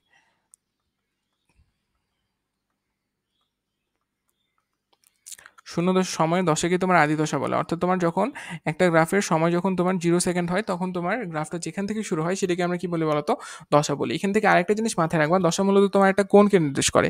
ঠিক আছে, দশা কি নির্দেশ করে বলতো, দশা মূলত তোমার একটা কোণ নির্দেশ করে। দশা কি নির্দেশ করে বলতো, দশা মূলত একটা কোণ নির্দেশ করে। এবং আদি দশার একটা সুন্দর নাম আছে, আদি দশার একটা সুন্দর নাম আছে যেটাকে আমরা বলি তোমার দশা ধ্রুবক। যেটাকে আমরা কি বলি বলতো, যেটাকে আমরা তোমার বলি দশা ধ্রুবক। এবং এটাকে তোমার এই দশা ধ্রুবককে তোমার ডেল দিয়ে প্রকাশ করা হয়। কি দ্বারা প্রকাশ করা হয় বলতো, ডেল দ্বারা প্রকাশ করা হয়। কথা বুঝতে পারছো? এবং এই দশা মূলত তোমার একটা কোণকে নির্দেশ করবে। কাকে নির্দেশ করবে বলতো, একটা কোণকে নির্দেশ করবে। হোপফুলি এই কনসেপ্টটা কিন্তু তোমাদের ক্লিয়ার হয়ে যাওয়ার কথা। ঠিক আছে, আচ্ছা খুব ভালো কথা। এবার দেখো আমরা দেখবো তোমার সমদশা এবং বিপরীত দশা। ঠিক আছে, দেখো সমদশা জিনিসটা কি, আবার বিপরীত দশা জিনিসটা কি, এটা একটু আমরা বোঝার চেষ্টা করি। দেখো সমদশা, ঠিক আছে, সমদশা জিনিসটা কি আর বিপরীত দশা জিনিসটা কি। ওকে, খুব ভালো কথা। দেখো সমদশা জিনিসটা বোঝার জন্য আমাকে তোমার একটা গ্রাফ আঁকতে হবে, আমাকে তোমার একটা গ্রাফ আঁকতে হবে। দাঁড়াও আমি তোমার গ্রাফটা আঁকি। আমরা এখানে সমদশা এবং বিপরীত দশা জিনিসটা বুঝবো। ঠিক আছে, ওকে, আমি দেখো এখানে তোমার একটা সাইনোগ্রাফ আবারও আঁকলাম। আচ্ছা খুব ভালো কথা। এখন দেখো সাইনোগ্রাফটাকে চাইলে আমি একটু বড় করতে পারি। ঠিক আছে, সাইনোগ্রাফটাকে আমি চাইলে আরেকটু বড় করতে পারি। বোঝার জন্য আমি সাইনোগ্রাফটাকে মনে করো আরেকটু বড় করলাম। ঠিক আছে, সাইনোগ্রাফটাকে ধরে নাও আমি আরেকটু বড় করতেছি। ধরে নাও যে গ্রাফটা তোমার দেখতে এরকম হয়েছে। ঠিক আছে, গ্রাফটা তোমার দেখতে এরকম হয়েছে। ওকে, খুব ভালো কথা। এখন দেখো গ্রাফটার মধ্যে যে কণাগুলো আছে, কণাগুলোর আমি তোমার দিকগুলো দিয়ে দিতে পারবো না বলো তো? ডেফিনেটলি পারবো। দেখো আমি এখানে কণাগুলোর দিকগুলো দিয়ে দিচ্ছি। ঠিক আছে, এখানে কণাগুলোর যে তোমার দিকগুলো আছে আমি দিকগুলো দিয়ে দিচ্ছি। কেন দিচ্ছি এখনই বুঝতে পারবা। ঠিক আছে, দেখো এখানে আমি কি করতেছি বলতো, আমার যে কণাগুলো আছে কণাগুলোর আমি কি করতেছি বলতো, দিকগুলা দিয়ে দিচ্ছি। ওকে, এখানে অসংখ্য কণা আছে এরকম, এখানে অসংখ্য কণা আছে এরকম, তাই না? এখানে অসংখ্য কণা কিন্তু এরকম আছে। ঠিক আছে, এখানে অসংখ্য সেম টাইপের কণা আছে। ঠিক আছে, এখানে অসংখ্য কি আছে বলতো, সেম টাইপের কণা আছে বা অসংখ্য এরকম কণা আছে। ওকে, খুব ভালো কথা। দেখো আমি কণাগুলোকে তোমার এঁকে ফেলছি। এখন দেখো মজার যে ব্যাপারটা, তোমাকে এখানে বলা হবে সমদশা। সমদশা মানে কি বলতো, যার y অক্ষ বরাবর সরণ একই হবে। এবং এবং দেখো সমদশা মানে কি জানো, y অক্ষ বরাবর সরণ একই হবে এবং তোমার দিকটাও একই হবে। দেখো দিক প্লাস y অক্ষ বরাবর সরণ একই হলে এটাকে তুমি সমদশা বলতে পারবা। দিক প্লাস y অক্ষ বরাবর সরণ বা y অক্ষে মান, y অক্ষের সরণ। ঠিক আছে, এই দুটার মান যখন তোমার সমান হবে, এই দুটার মান যখন তোমার সমান হবে, এই দুটার মান যখন তোমার সমান হবে, যে দুটো কণার মধ্যে তুমি দেখবা যে দুটার মান সমান হয়েছে তাদেরকে তুমি বলতে পারবা তোমার হচ্ছে সমদশা আছে। কি বললাম বলো তো, তোমার দিকটা সেম হইতে হবে, যে তোমার যেদিকে মানে তোমার সরণ হয়েছে মানে তোমার দিকটা সেম হইতে হবে। মূলত দেখো আমাদের এখানে তোমার সরণ হইতে পারে দুই দিকে, একটা তোমার পজিটিভ দিকে y অক্ষের পজিটিভ দিকে, একটা তোমার y অক্ষের নেগেটিভ দিকে। তার মানে দেখো তোমার কোনো কণা সেটা সমদশা আছে কিনা সেটা আমরা ডিপেন্ড করতেছে তাদের দিকটার উপরে এবং তোমার y অক্ষ বরাবর তাদের মানটার উপরে। ঠিক আছে, দুইটা মান যদি তোমার সেম হয়ে যায়, দুইটা কণার মান যদি সেম হয়ে যায়, কিন্তু তোমার যদি দিকটা সেম না হয়, তাহলে কিন্তু আমরা সেটাকে সমদশা বলতে পারবো না। কথা বুঝছো? তার মানে দিকটাও সেম হইতে হবে এবং তোমার y অক্ষ বরাবর যে মানটুকু বা সরণটুকু, সেই সরণের মানটুকু তোমার সেম হইতে হবে। কিরকম ব্যাপারটা দেখো, এখানে আমরা যদি ব্যাপারটাকে একটু উপলব্ধি করার চেষ্টা করি বা বোঝার চেষ্টা করি, মনে করো সাপোজ এই যে এই কণাটা, ঠিক আছে, এখানে দেখো, এখানে আমি তোমার একটা কণা, রেড কালারের একটা কণা আঁকতেছি, এই যে কণাটা, এই কণাটাকে একটু চিন্তা করো তো, এই কণাটা দেখো y অক্ষ বরাবর তোমার এতটুকু মান তৈরি করতেছে, দেখো y অক্ষ বরাবর সে এতটুকু মান তৈরি করতেছে, দেখতে পারতেছো y অক্ষ বরাবর সে আসলে এতটুকু মান তৈরি করতেছে। এরকম সেম মান বিশিষ্ট আরেকটা কণা তুমি কই পাবা, দেখো এখানে, দেখো আরেকটা কণা তুমি পাবা এই যে এই পয়েন্টে, দেখো এই যে এই পয়েন্টে তুমি দেখবা সেম মান বিশিষ্ট আরেকটা কণা পাচ্ছ, ঠিক আছে, সেম মান বিশিষ্ট তুমি আরেকটা কণা পাচ্ছ, দেখো সেম মান বিশিষ্ট তুমি কি পাচ্ছ বলো তো, আরেকটা কণা পাচ্ছ। কথা বুঝছো? তার মানে দেখো তাদের মানটাও সেম হবে, y অক্ষ বরাবর যে তাদের মানটুকু, সেই মানটুকু সেম হইতে হবে, এবং দেখো y অক্ষ বরাবর তাদের সরণটুকু, মানে সরণটুকু বা মানটুকু বলতে তো আসলে মূলত সরণটুকুই বোঝায়, এবং দেখো ডিরেকশনটাও তাদের সেম, দেখো ডিরেকশনটাও তাদের কিন্তু সেম, দেখছো? তার মানে বলতে পারবে এই দুটো কণা কিসে আছে বলতো, এই দুটো কণা তোমার সমদশায় আছে, বুঝতে পারছো?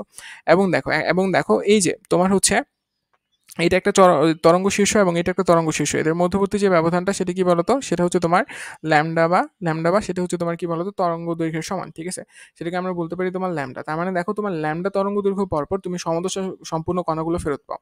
এখান থেকে তুমি আরেকটা কথা বলতে পারো, সেটা কি বলতো, সমদশা সম্পূর্ণ কণাগুলো কখন ফেরত আসে বলতো, ল্যামডা তরঙ্গ দৈর্ঘ্য পরপর, ঠিক আছে, ল্যামডা মিটার পরপর পরপর পরপর সমদশা সম্পূর্ণ কণা ফেরত আসে। সমদশা সমদশা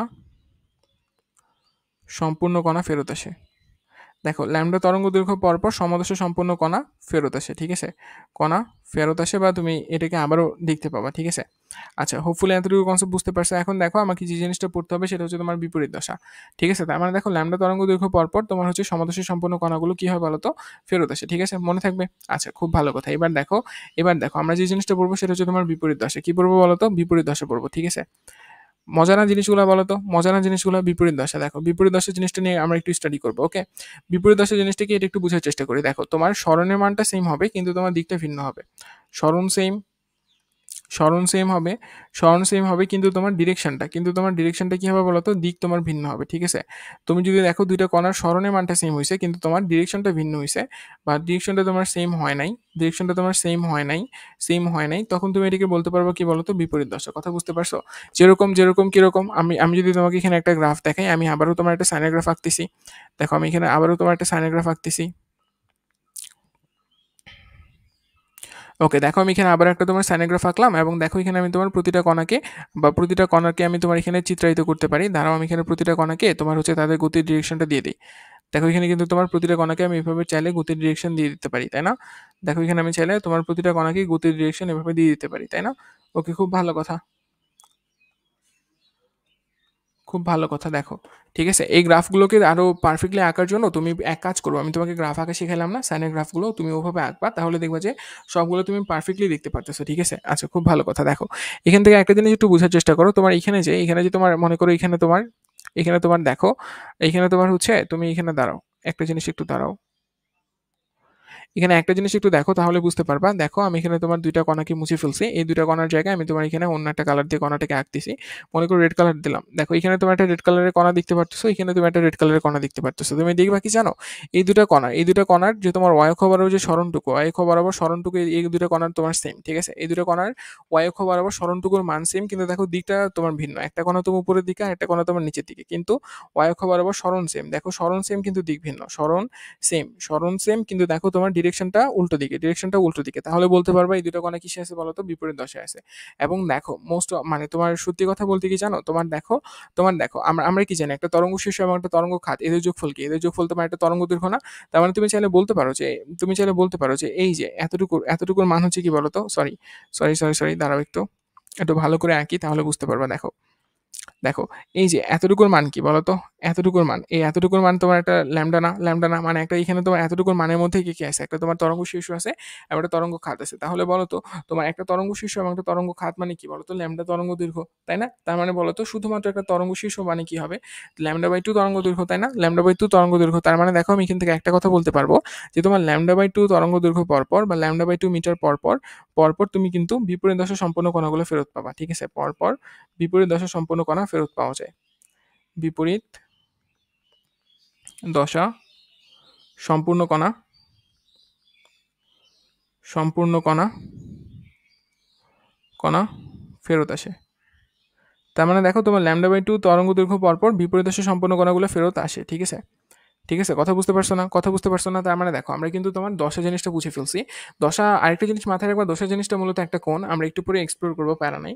তো আমরা এখানে এখন পড়বো তোমার দশা পার্থক্য এবং তোমার হচ্ছে কি বলবো বলো তো, পদ পার্থক্য। ঠিক আছে, পদ পার্থক্য এবং দশা পার্থক্য জিনিসটা কি, এটা আমরা এখন একটু বোঝার চেষ্টা করি। চলো আমরা যদি একটু সামনের দিকে আগে দেখো, অ্যানিমেশনগুলোতে ফেরত আসলাম। আমরা দশা পার্থক্য এবং পদ পার্থক্যকে বোঝার চেষ্টা করবো। দেখো দশা জিনিসটা আমরা বুঝে গেছি, আর পদ জিনিসটা মানে কি জানো? ল্যামডা। বুঝতে পারছো? পদ মানে তোমার ল্যামডা, আর দশা মানে তো বুঝোই যে দশা মানে হচ্ছে তোমার একটা কোণ, বা তুমি বলতে পারবা যে কোনো মুহূর্তে তোমার কি বলতো তরঙ্গের অবস্থান, বা হচ্ছে তুমি বলতে পারবা যে কোনো মুহূর্তে তরঙ্গের অবস্থান সেটা কত ডিগ্রি কোনো অবস্থান করতেছে, এবং সে তার দিকটা কোন দিকে, এইটাই তোমার নির্দেশ করে কি বলতো দশার দিয়ে। ঠিক আছে, তার মানে দেখো দশার ইংরেজি শব্দ হচ্ছে ফেস। ফেস মূলত তোমার একটা কোণ নির্দেশ করে। তুমি যদি এই অ্যানিমেশনটা একটু ভালো মতো করে লক্ষ্য করো, এটা কিন্তু তোমার একটা তরঙ্গ হিসেবে চিন্তা করতে পারো। দেখো এখানে এটাকে কিন্তু তুমি একটা তরঙ্গ হিসেবে চিন্তা করতে পারো, এবং তুমি যদি এই তরঙ্গটা একটু ভালো মতো করে লক্ষ্য করো তাহলে বুঝতে পারবা, এখানে সবকিছু ক্লিয়ার হয়ে যাবে। ঠিক আছে, এখান থেকে তোমার সবকিছু ক্লিয়ার হয়ে যাবে। দেখো এই একটা মাত্র অ্যানিমেশনের মাধ্যমে তুমি সবকিছু ক্লিয়ার করে ফেলতে পারবা। দেখো একটা মাত্র অ্যানিমেশনের মাধ্যমে তুমি সবকিছু ক্লিয়ার করে ফেলতে পারবা। আচ্ছা, এখানে একটা জিনিস একটু ভালো মতো করে দেখো তো, যখন তোমার কণাটা মূলবিন্দু থেকে যাত্রা শুরু করতেছে, তখন দেখো তোমার কোণটাও কত 0 ডিগ্রি থেকে শুরু হচ্ছে, তাই না? এবং দেখো সে যখন গিয়ে একদম শেষ বিন্দুতে পৌঁছাচ্ছে, দেখো এই যে সে যখন এরকম একটা পয়েন্টে আসলো, তখন দেখা যায় যে এখানে তোমার 90 ডিগ্রি দেখাচ্ছে। ঠিক আছে, এই যে দেখো এই ফেসটার দিকে তাকাইও। ঠিক আছে, ফেসটার দিকে তাকাইও, এবং দেখো তরঙ্গটার দিকে তাকাইও। এই দেখো তোমার যখন এই 90 ডিগ্রিতে আসতেছে, বা এরকম তোমার তরঙ্গ শীর্ষের মধ্যে যখন সে অবস্থান করতেছে, তখন তোমার 90 ডিগ্রি কোণ তৈরি করতেছে। এবং দেখো সে যখন তোমার এই নোডের মধ্যে আসতেছে, দেখো এই যে দেখো আমার যে কণাটা নোডের মধ্যে আসলো, তখন এখানে সে 180 ডিগ্রি কোণ তৈরি করতেছে। তারপরে দেখো সে যখন এই যে তরঙ্গ খাতের মধ্যে আসতেছে, বা এই পয়েন্টে আসতেছে, দেখিও লক্ষ্য করিও যে দেখো এই যে এই পয়েন্টে যখন আসতেছে, তখন দেখো দেখো এই পয়েন্টে যখন আসতেছে, তখন মূলত সে 270 ডিগ্রি কোণ উৎপন্ন করতেছে। দেখো 270 ডিগ্রি কোণ উৎপন্ন করতেছে। আবার দেখো সে যখন এরকম কোন একটা পয়েন্টে আসতেছে, বা এরকম কোন একটা নোডের মধ্যে আসতেছে, বা একটা তোমার ল্যামডা তরঙ্গ দৈর্ঘ্য পথ পাড়ি দিচ্ছে, তখন দেখো এখানে তোমার 360 ডিগ্রি, এখানে তোমার দেখো 360 ডিগ্রি এত এত ডিগ্রি কোণ উৎপন্ন করতেছে। ঠিক আছে, এখানে দেখো কত ডিগ্রি কোণ উৎপন্ন করতেছে, এখানে দেখো এত ডিগ্রি কোণ উৎপন্ন করতেছে। দেখছো দেখছো এই যে দেখো আমি এখানে একটু আটকানোর চেষ্টা করলাম। এখানে দেখো তো তোমার যখন কণাটা 360 ডিগ্রি বরাবর আসতেছে, বা একটা তোমার মানে ল্যামডা তরঙ্গ দৈর্ঘ্য আসতেছে, কারণ আমরা কি জানি, আমরা একটা জিনিস জানি, তো সেই জিনিসটা কি বলতো, যে জিনিসটা আমরা জানি সেটা হচ্ছে তোমার একটা তরঙ্গ শীর্ষ এবং একটা তরঙ্গ খাতের যোগফলকে আমরা কি বলি, একটা ল্যামডা বলি না? তার মানে দেখো একটা ল্যামডা তরঙ্গ দৈর্ঘ্য যখন তোমার সৃষ্টি হচ্ছে, তখন দেখো তোমার দশা কত হচ্ছে বলতো? দশা হচ্ছে তোমার 360 ডিগ্রি। কত হচ্ছে বলতো? 360 ডিগ্রি। কথা বুঝতে পারছো? দেখো এখানে আমি চারটা ভিন্ন পয়েন্টে তোমার দশা আঁকছি। ঠিক আছে, দেখো একটা তরঙ্গ শীর্ষে দশা কত? 90 ডিগ্রি। একটা তোমার তরঙ্গ খাতে দশা কত হচ্ছে? 270 ডিগ্রি। আবার দেখা দেখা যাচ্ছে যে তোমার একটা তরঙ্গ শীর্ষ এদের মধ্যে যেই তোমার ব্যবধানটা, সেটা হচ্ছে তোমার 180 ডিগ্রি। এই ব্যাপারগুলো আমরা কিন্তু এখান থেকে বুঝতে পারতেছি। ঠিক আছে, একটা তরঙ্গ শীর্ষ বা একটা তরঙ্গ খাতের যে মধ্যবর্তী ব্যবধানগুলো, এগুলো কিন্তু আমরা এখান থেকে দেখতে পারতেছি। ঠিক আছে, আচ্ছা খুব ভালো কথা। এখান থেকে দেখো, এখান থেকে আমরা বেশ কয়েকটা জিনিস একটু স্টাডি করবো। সেটা হচ্ছে দেখো দশা পার্থক্য। ঠিক আছে, দশা পার্থক্য মানে কি বলতো? তোমার দশাদের পার্থক্য, তাই না? দশাদের পার্থক্য শেষ থেকে আদিটা বিয়োগ করলে তো আমি পার্থক্য পেয়ে যাবো, তাই না? তো আমি যদি তোমাকে একটা তরঙ্গ শীর্ষের জন্য দশা পার্থক্য বের করতে বলি, তাহলে কি হবে বলতো? তরঙ্গ শীর্ষের জন্য দশা পার্থক্য বের করতে বললে তুমি কি করতে পারবা? দেখো পার্থক্য মানে কি, আদি থেকে শেষ বিয়োগ। তার মানে দেখো সে আদিতে কোথায় ছিল? সে আদিতে ছিল তোমার হচ্ছে 0 বিন্দুতে, তাই না? বা তার আদিতে তোমার দশা কত হয়েছিল? আদিতে দশা হয়েছিল তোমার 0, তাই না? আর শেষ দশা কত হয়েছে বলো তো? একটা তরঙ্গ শীর্ষের আমি দশা পার্থক্য বের করতেছি। তরঙ্গ শীর্ষ, এখানে লিখে দাও, তরঙ্গ শীর্ষের দশা পার্থক্য, তরঙ্গ শীর্ষের দশা পার্থক্য। ঠিক আছে, তরঙ্গ শীর্ষের দশা পার্থক্য। দেখো তরঙ্গ শীর্ষের দশা পার্থক্য বের করার জন্য আমি এখানে দেখলাম যে তরঙ্গ শীর্ষটা কোথা থেকে যাত্রা শুরু করছে, মানে তরঙ্গটা কোথা থেকে যাত্রা শুরু করছিল? 0 থেকে। আচ্ছা, 0 থেকে সে কোথায়, যখন তোমার একটা শীর্ষ কমপ্লিট হয়ে গেছে, তখন দেখো তার তার দেখো কোন কত হয়েছে বলতো? 180 ডিগ্রি হয়েছে। তার মানে দেখো 180 ডিগ্রি থেকে তুমি যদি 0 বাদ দাও, তাহলে দশা পার্থক্য কত হবে বলতো? 180 ডিগ্রি হবে। ঠিক আছে, এটা হবে তোমার কি বলতো? তরঙ্গ শীর্ষে দশা পার্থক্য। এবার যদি আমি তোমাকে তরঙ্গ খাতের বের করতে বলি, দেখো তরঙ্গ খাতের আমরা বের করব। তরঙ্গ খাতের জন্য আমি দশা পার্থক্য বের করব। ঠিক আছে, তরঙ্গ খাতের জন্য আমি দশা পার্থক্য বের করব। দেখো তরঙ্গ খাতের জন্য তুমি কিন্তু চাইলে এখন খুব সুন্দর মতো দশা পার্থক্য বের করতে পারবা।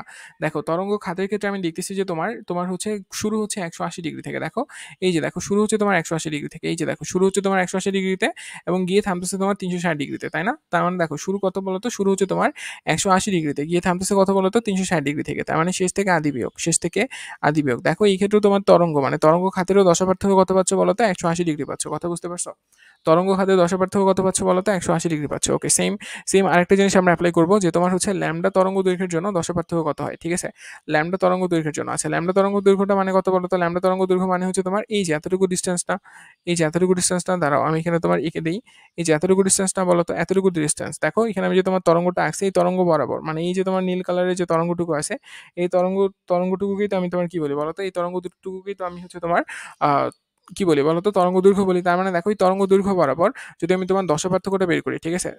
তার মানে দেখো তরঙ্গ দৈর্ঘ্য দশা পার্থক্য, তরঙ্গ তরঙ্গ দৈর্ঘ্যের দশা পার্থক্য, ঠিক আছে? তরঙ্গ দৈর্ঘ্যে কি বলতো? দশা পার্থক্য। এটা কত হবে বলতো? এটাও কিন্তু তুমি খুব সহজেই বলতে পারবা। দেখো তরঙ্গ দৈর্ঘ্যের দশা পার্থক্য কত হবে? দেখো আদি দশা কত? আদি দশা তোমার 0। দেখো আদি দশা কত? আদি দশা তোমার 0 এবং শেষ দশা কত? শেষ দশা হচ্ছে তোমার 360 ডিগ্রি। তাহলে দশা পার্থক্য কত হবে? 360 ডিগ্রি মাইনাস কত বলতো? আদি দশা, যেটা এখানে 0। তার মানে দেখো এর দশা পার্থক্য কত হবে বলতো? 360 ডিগ্রি, বা যেটাকে তুমি বলতে পারবা 2 পাই রেডিয়ান, ঠিক আছে? এটা কিন্তু অবশ্যই রেডিয়ান, ঠিক আছে? এটা কিসে বলতো? অবশ্যই রেডিয়ানে। কথা বুঝতে পারছো? দশা পার্থক্যটা আমরা কিভাবে বের করতেছি? দশা পার্থক্যটা আমি কিভাবে বের করতেছি? ওকে, খুব ভালো কথা। তার মানে দেখো তরঙ্গ দৈর্ঘ্যের জন্য দশা পার্থক্য বের করলাম, তারপরে দেখো তোমার তরঙ্গ খাতের দশা পার্থক্য বের করছি, তরঙ্গ শীর্ষে দশা পার্থক্য বের করছি। কথা বুঝতে পারছো? ওকে, চলো এবার একটু আমরা সামনের দিকে আগাবো। দেখো এখন আমরা যে জিনিসটা পড়বো সেটা হচ্ছে তোমার, আমরা হোপফুলি এই জিনিসটা বুঝতে পারছি, তাই না? এই জিনিসটা না বুঝার আসলে কোনো কিছু নাই। জিনিসটা তোমরা চাইলে এক্সপ্লোর করতে পারো। আমি তোমাদেরকে যখন স্লাইডগুলো দিয়ে দেবো তখন তোমরা চাইলে জিনিসটা আবারও দেখতে পারো, কোনো অসুবিধা নেই। দেখো আমরা মূলত এখন যে জিনিসটার দিকে একটু ফোকাস করবো সেই জিনিসটা কি বলতো? আমরা তোমার দশা পার্থক্য এবং পথ পার্থক্যের মধ্যে একটা সম্পর্ক খোঁজার চেষ্টা করবো। কি করবো বলতো? দশা পার্থক্য এবং তোমার পথ পার্থক্যের মধ্যে একটা সম্পর্ক খোঁজার চেষ্টা করবো, ঠিক আছে? তার মধ্যে দেখো আমরা অলরেডি একটা জিনিস বুঝে গেছি, আমরা এখানে একটা জিনিস বুঝে গেছি, দাঁড়াও। এখানে আমরা অলরেডি একটা জিনিস বুঝে গেছি, যে জিনিসটা হচ্ছে কি বলতো? যে জিনিসটা হচ্ছে তোমার, যে তোমার ল্যামডা তরঙ্গ দৈর্ঘ্য সৃষ্টি করার জন্য দশা পার্থক্য কথা হয় বলতো? ল্যামডা ল্যামডাকে তুমি পথ পার্থক্য বলতে পারবা, ঠিক আছে? তার মানে তুমি এখান থেকে একটা কথা বলতে পারো যে ল্যামডা মিটার পথ পার্থক্য সৃষ্টি করার জন্য, ঠিক আছে? পথ পার্থক্য মানে কিন্তু ল্যামডাই আর কি, বুঝে গেছে? ল্যামডা পথ পার্থক্য সৃষ্টি করার জন্য, ল্যামডা পথ পার্থক্যের জন্য এর জন্য দশা পার্থক্য কত হয় বলতো? দশা পার্থক্য হয়, দেখো একটু আগে আমরা বের করলাম দশা পার্থক্য কত হয় বলতো? দশা পার্থক্য হয় তোমার হচ্ছে, দশা পার্থক্য কত হয়? দশা পার্থক্য হয় তোমার হচ্ছে 2 পাই রেডিয়ান, তাই না? 2 পাই রেডিয়ান। ওকে, খুব ভালো কথা। তার মানে দেখো 1 এর জন্য কত হবে বলো তো? 1 মিটারের জন্য তোমার কত হবে? 1 মিটারের জন্য তোমার কত হবে বলো? 1 মিটারের জন্য তোমার দশা পার্থক্য কত হবে? 2 pi by lambda. 2 pi by lambda এত রেডিয়ান, এত রেডিয়ান। ওকে, খুব ভালো কথা। এখন দেখো তুমি চাইলে বলতে পারবা যে তোমার পথ পার্থক্যর জন্য কত হবে বলো তো? এখানে তুমি ডিরেক্ট পথ পার্থক্যকে নিয়ে আসো। পথ পার্থক্যকে আবার তোমার ডেল এক্স দিয়েও প্রকাশ করা যায়। পথ পার্থক্যকে তোমার ডেল এক্স দিয়েও প্রকাশ করে, ঠিক আছে? ডেল এক্স দিয়েও প্রকাশ করে। এই পথ পার্থক্যের জন্য তোমার দশা পার্থক্য কত হবে? দশা পার্থক্য তোমার হবে হচ্ছে 2 পাই বাই ল্যামডা ইন্টু পথ পার্থক্য, যেটাকে আমি ডেল এক্স দিতে পারি, ঠিক আছে? এটি হবে আমার কি বলতো? দশা পার্থক্য। তার মানে দেখো এখান থেকে আমরা সুন্দর একটা সমীকরণ ডিরাইভ করতে পারি, বা এখান থেকে আমরা একটা তোমার সুন্দর সমীকরণ বের করতে পারি। এই সমীকরণটা আমরা চাইলে এইভাবে লিখতে পারি যে দেখো দশা পার্থক্য সমান সমান দশা পার্থক্য দশা পার্থক্য দশা পার্থক্য সমান সমান কি বলতো? 2 পাই বাই ল্যামডা ইন্টু পথ পার্থক্য। কথা বুঝতে পারছো? ইন্টু কি বলতো? ইন্টু হচ্ছে তোমার পথ পার্থক্য। এই যে আমি এখানে তোমার একটা সমীকরণ লিখলাম, এই সমীকরণটা কিন্তু তোমার কাজে আসবে। এটা কিন্তু তোমার এমসিকিউতে দরকার আছে এবং এই সমীকরণটা তোমার মানে কাজে আসবে, ঠিক আছে? এই জন্য এটা মুখস্থ রাখতে হবে। দেখো এটা কিন্তু তোমার একটা সূত্র, ঠিক আছে? এটা কি বলতো? এটা তোমার কিন্তু একটা সূত্র, মনে থাকবে না? দেখো এই সূত্রটা অবশ্যই মাথায় রাখতে হবে। অন্তত এমসিকিউতে তুমি একটা কোশ্চেন পাবা, ঠিক আছে? এই ফর্মুলা থেকে তুমি একটা কোশ্চেন পাবা। দেখো পথ পার্থক্যের সাথে দশা পার্থক্যের মধ্যে কি সম্পর্ক, এটা কিন্তু তুমি এখান থেকে বুঝে ফেলছো। হোপফুলি তোমার এতটুকু কনসেপ্ট ক্লিয়ার, তাই না? ওকে, এখান থেকে দেখো আমরা একটা ফর্মুলা ডিরাইভ করব। করে আমরা দুইটা ম্যাথ করব, ঠিক আছে? আমরা এখান থেকে একটা ফর্মুলা ডিরাইভ করব এবং ফর্মুলা ডিরাইভ করে আমরা হচ্ছে তোমার দুইটা ম্যাথ করব, ঠিক আছে? আচ্ছা দাঁড়াও, দেখো এখান থেকে আমরা তোমার দুইটা ফর্মুলা ডিরাইভ করতে পারি। একটু দাঁড়াও, আমাকে জাস্ট একটু সময় দাও, আমি একটা স্লাইড নিয়ে নিই। ওকে, দেখো এখান থেকে আমরা তোমার দুটো ফর্মুলা ডিরাইভ করতে পারি। তার মধ্যে যে প্রথম ফর্মুলাটা সেটা একটু চিন্তা করো, যে দেখো আমরা যদি এখান থেকে তোমার একটা তরঙ্গের ফর্মুলা ডিরাইভ করতে চাই, তাহলে দেখো ফর্মুলাটা আমি চাইলে এইভাবে ডিরাইভ করতে পারি। আচ্ছা তুমি আমাকে বলো তো একটা তরঙ্গের ফর্মুলা বের করার জন্য, আচ্ছা বলো তো তরঙ্গ বেগকে আমরা তোমার ভি দিয়ে প্রকাশ করছি, তারপরে দেখো তরঙ্গ দৈর্ঘ্যকে আমরা ল্যামডা দিয়ে প্রকাশ করছি। আবার দেখো তোমার যেটুকু সময় দরকার হয় সেই সময়টুকুর জন্য আমরা পর্যায়কালকে ইউজ করতে পারছি। দেখো আমরা এই জিনিসগুলোকে নিয়ে স্টাডি করছি কিন্তু, তাই না? আচ্ছা তুমি আমাকে বলো তো যে তোমার তরঙ্গ কিন্তু সমবেগে যায়। তরঙ্গ কিসে যায় বলো তো? সমবেগে যায়। ঠিক আছে? তরঙ্গ কিসে যায় বলো তো? সমবেগে যায়। কথাটা মনে রাখবা। তরঙ্গ কিভাবে আগায় বলো তো? তরঙ্গ তোমার সমবেগে গতিশীল হয় বা তরঙ্গ তোমার সমবেগে গতিশীল হতে পারে বা সে আসলে সমবেগে তোমার ভ্রমণ করে। ঠিক আছে? আচ্ছা, তাহলে দেখো আমি সমবেগের ফর্মুলা কি পড়ছি বলো তো? S = VT পড়ছি না? S = VT পড়ছি না? ওকে, ঠিক আছে, খুব ভালো কথা। দেখো তো যদি তোমার এখানে সময়টা যদি এখানে তোমার সময়টা কি হয়ে যায়, যদি এখানে সময়টা তোমার পর্যায়কাল পরিমাণ সময় হয়ে যায়, তাহলে তুমি কি বলতে পারবা? সরি, দেখো তোমার সময়টা যদি পর্যায়কাল হয়ে যায় তাহলে তুমি এখানে কি বলতে পারবা? পর্যায়কাল সময় যতটুকু দূরত্ব অতিক্রম করে সেটাকে আমি তোমার ল্যামডা বলি এবং দেখো ল্যামডা ইকুয়ালস টু তুমি লিখতে পারবা ভিটি। ঠিক আছে? ল্যামডা ইকুয়ালস টু তুমি কি লিখতে পারবা বলো তো? ভিটি লিখতে পারবা। দেখো এই ফর্মুলাটা মনে রাখবা। দেখো এই ফর্মুলাটা মনে রাখবা। ল্যামডা ইকুয়ালস টু কি বলো তো? ভি ইনটু টি। এটি মানে কি? এটি মানে কিন্তু তোমার পর্যায়কাল। ঠিক আছে? এটি মানে কি বলতো? এটি মানে তোমার কিন্তু পর্যায়কাল। মনে রাখি এই ফর্মুলা কিন্তু আমাদের সামনে আরো অনেক জায়গায় কাজে আসবে। ঠিক আছে? আবার দেখো এখান থেকে আমি আরেকটা কাজ করতে পারি। দেখো আমি ফ্রিকোয়েন্সি ইকুয়ালস টু একটা জিনিস শিখছিলাম যেটা কিনা 1/t, তাই না? ফ্রিকোয়েন্সি ইকুয়ালস টু আমি এই ফর্মুলাটা কিন্তু একটু আগে শিখে আসছি। তার মানে দেখো আমি এখানে একটা জিনিস চেঞ্জ করতে পারি, সেটা হচ্ছে lambda equals to V into 1/t, 1/f, তাই না? দেখো টিকে আমি চেঞ্জ করে 1/f লিখতে পারি। বা এখান থেকে আমি বলতে পারি তোমার V equals to F lambda, V equals to F lambda. তোমরা এই ফর্মুলা তো ছোটবেলায় পড়ছো, তাই না? এই ফর্মুলা কিন্তু তোমরা ছোটবেলায় পড়ছো। দেখো এই দুটো ফর্মুলা কিন্তু তোমাকে মাস্ট মনে রাখতে হবে। ঠিক আছে? এই দুটো ফর্মুলা কিন্তু তোমাকে মাস্ট মনে রাখতে হবে। ম্যাথগুলো করার জন্য তোমাকে অবশ্যই এই দুটো ফর্মুলা মাস্ট মনে রাখতে হবে। এবং দেখো তোমার যদি কখনো কম্পাঙ্ক সেম হয়ে যায়, কম্পাঙ্ক যদি তোমার সেম হয়ে যায় তাহলে তুমি লিখতে পারবা v1 divided by lambda 1 equals to v2 divided by কি বলতো? ল্যামডা 2। কথা বুঝতে পারছো? v2 divided by lambda 2। দেখো তোমার কখন এটা লিখতে পারবা? যখন তোমার ফ্রিকোয়েন্সিটা সেম হয়ে যাবে তখন তুমি এই জিনিসটা লিখতে পারবা। ঠিক আছে? যখন তোমার ফ্রিকোয়েন্সিটা সেম হয়ে যাবে তখন তুমি এই জিনিসটা লিখতে পারবে। ওকে, খুব ভালো কথা। হোপফুলি তুমি এই দুটো জিনিস বুঝতে পারছো। এই দুটো ফর্মুলা তোমার মনে থাকবে। দেখো কোনো কিছুই না, ফর্মুলাটা একদমই বাচ্চাদের ফর্মুলা। আমি কিভাবে ডিরাইভ করলাম দেখো, আমি জানি শব্দ আমার সমবেগে চলে, সমবেগের ফর্মুলা কি? S = VT। তো এখান থেকে জাস্ট আমি তোমার যে রাশিগুলো আছে রাশিগুলোকে চেঞ্জ করে দিছি। আমি দেখতেছি যে এখান থেকে তোমার তরঙ্গের ফর্মুলাটা অটোমেটিক ডিরাইভ হয়ে যাচ্ছে। কথা বুঝছো? এবং আমাকে এই তিনটা ফর্মুলা অবশ্যই মাথায় রাখতে হবে ম্যাথগুলো করার জন্য। সামনে আমার কিছু ম্যাথ আছে, ম্যাথগুলো আমরা প্র্যাকটিস করবো, অসুবিধা নেই, হয়তো বা নেক্সট ক্লাসে আমরা করবো।